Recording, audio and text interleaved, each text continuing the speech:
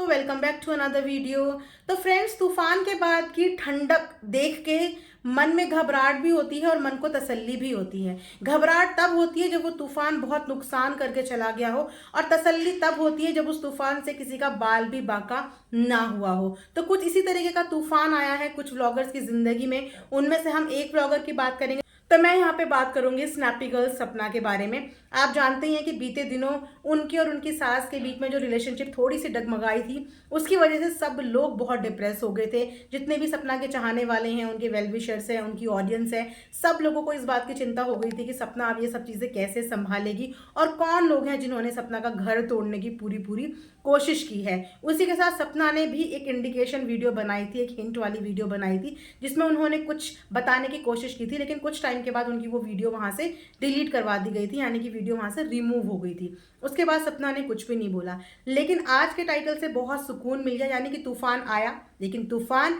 कुछ नहीं बिगाड़ पाया। यानी कि तूफान आया और सपना का कुछ भी नहीं बिगाड़ पाया। सपना के रिश्ते एज इट इज़ हैं। आज के टाइटल में देखने को मिला कि यस, सब कुछ घर में ठीक है, पहले से बेटर हो गया है, सारी गलतफहमियां दूर हो गई, क्योंकि उनकी सास वापस से हंसती मुस्कुराती हुई व्लॉग में देखने को मिल गई है, जिसका सभी लोग बहुत ही ज़्यादा बेसब्री से इंतजार कर रहे थे। सास बहू का रिश्ता ही ऐसा होता है कि कभी कभी अनबन हो जाती है, लेकिन अनबन के बाद अच्छे से मेल मिलाप भी हो जाता है, प्यार भी हो जाता है। वही कुछ सपना की लाइफ में भी हुआ, जो देख के बहुत सुकून और बहुत अच्छा लगा। उसी के साथ साथ सपना ने कुछ ऐसे कमेंट्स के भी जवाब दिए जो कमेंट्स उन्हें रेगुलर बेसिस पे मिल रहे थे, यानी कि एक ही कमेंट कई सारे यूजर्स कर रहे थे, क्योंकि क्यूरोसिटी थी लोगों के अंदर जानने की। तो वो सारे कमेंट्स भी उन्होंने रीड करे। सारे तो मैं आपको नहीं बताऊंगी, उनमें से 2-3 कमेंट्स ऐसे थे जो स्पेशली जिनको मैं अपनी वीडियो में भी कवर करना चाहूंगी, जिसमें बहुत से लोग बार बार ये सवाल पूछ रहे हैं या ये बोलना चाह रहे हैं कि सपना तीसरी शादी कर लो, सपना तीसरी शादी कर लो, ऐसे जिंदगी नहीं कटेगी 2 बच्चों के साथ। उस पर सपना ने यही बोला है कि मेरा फिलहाल शादी का कोई भी प्लान नहीं है,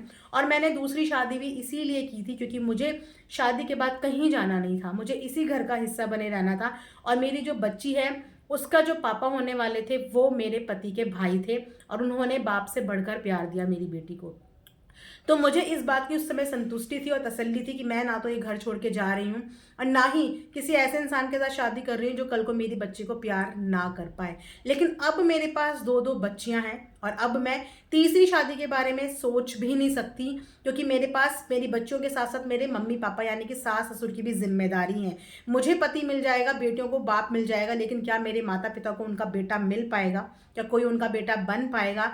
सपना के ये सारे पॉइंट्स वैलिड हैं। और जो लोग भी ये सोचते हैं कि शादी के बिना एक लड़की की जिंदगी कंप्लीट नहीं होती या आगे की जिंदगी जीने के लिए आदमी की जरूरत पड़ती है, बिल्कुल हाँ, आगे की जिंदगी जीने के लिए आदमी की जरूरत पड़ती है। आगे की जिंदगी डिफिकल्ट होती है, लेकिन जीनी इम्पॉसिबल नहीं होती। ऐसी हमारे देश में बहुत सी महिलाएं हैं, हमारे इर्द गिर्द ऐसी बहुत सी महिलाएं हैं जो दूसरी शादी नहीं करती और अपने बच्चों को पालती भी है, पोसती भी है, बड़ा भी करती है। इट्स ऑल अबाउट आपकी विल पावर, कि आपकी विल पावर कितनी स्ट्रांग है, आप कितने मेंटली स्ट्रांग हो। आपको कभी किसी मर्द की लाठी की जरूरत नहीं पड़ती अगर आप अपने आप में काफ़ी हो, आप अपने आप में इनफ हो।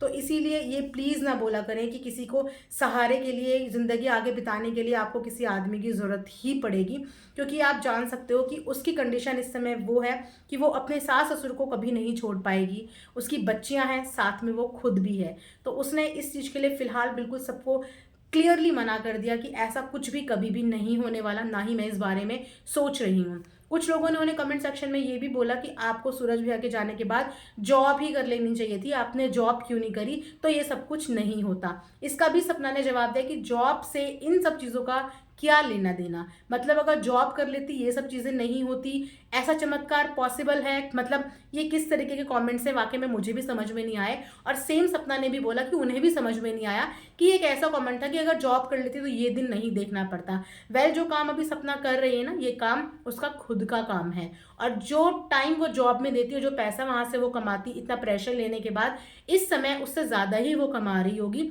और अपने हिसाब से अपने पूरे घर को बैलेंस करते हुए ही वो ये काम कर रही है। तो उसके लिए ये काम बेटर है रेदर देन कि वो बाहर जाके कहीं पे जॉब करे, क्योंकि उसके पास छोटे बच्चे भी हैं और उनको छोड़ के वो ऐसे जॉब नहीं कर सकती, क्योंकि अभी तो बच्चों की पढ़ाइयाँ भी शुरू नहीं हुई है। जैसे ही बच्चों की पढ़ाइयाँ शुरू होगी, माँ के ऊपर एक और प्रेशर हो जाता है, और वो प्रेशर को मेंटेन करने के लिए आप जॉब नहीं कर सकते, आपको जॉब छोड़नी पड़ जाती है। आपको इनफैक्ट जॉब छोड़नी पड़ जाती है वंस आपके बच्चे जो हैं वो स्कूल गोइंग हो जाते हैं। तो ये कुछ सवालों के जवाब थे जो आज बहुत ही आराम से सपना ने दिए, बहुत ही अच्छे से सबको जवाब दिया। तो मैंने सोचा फटाफट से आप सबके लिए भी एक अपडेट वीडियो बना देती हूँ। आई होप आप लोगों को पसंद आएगा। वीडियो को जाने से पहले लाइक ज़रूर करना, और जितने भी लोग चैनल में नए जुड़े हैं मेक श्योर चैनल को प्लीज़ सब्सक्राइब करिएगा। मिलेंगे नेक्स्ट वीडियो में, तब तक अपना ध्यान रखिए। Thanks for watching earth mom Dehradun.